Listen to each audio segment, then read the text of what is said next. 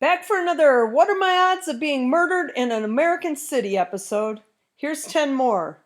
Virginia Beach is showing a year-over-year homicide increase of over 114%. Your current odds of being murdered there are 1 in 16,563. Salt Lake City, Utah is pretty safe as far as murders go. By year's end, they should have around 15 homicides, which is about normal for there, making your odds of being murdered this year 1 in 13,491. Homicides in Des Moines, Iowa seem to be down this year. They should have around 18 by year's end if they stick to their current pace, making your odds of being murdered 1 in 12,015. Honolulu, Hawaii is showing a 36% increase in homicides over last year. Your odds of being murdered there today are around 1 in 11,790. Colorado Springs, Colorado is showing a year-over-year increase in homicides of 100% from last year. Your odds of being murdered there are 1 in 11,701.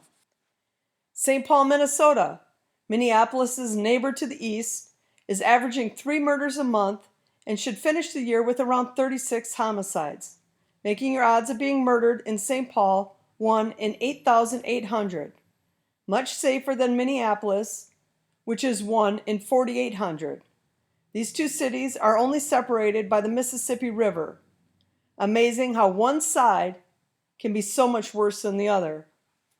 Toledo, Ohio is averaging about 5 murders per month. By year's end, they should be around 62 if they keep to that current pace, making your odds of being murdered in Toledo 1 in 4,368. Indianapolis, Indiana is averaging around 18 murders per month, putting them on pace for 222 by the year's end, making your odds of being murdered there 1 in 4,058. Kansas City, Missouri is on pace to finish 2022 with around 168 homicides, making your odds of being murdered there 1 in 2,923. And lastly, homicides in Birmingham, Alabama are up over 23% from last year.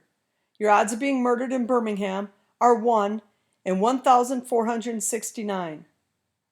All of these cities except Kansas City, Missouri and Birmingham are better than Chicago, which is the city I'm using as a baseline because the news makes it out to be the worst place in America, when the facts are that, yes, it's really bad, but it's far from the worst.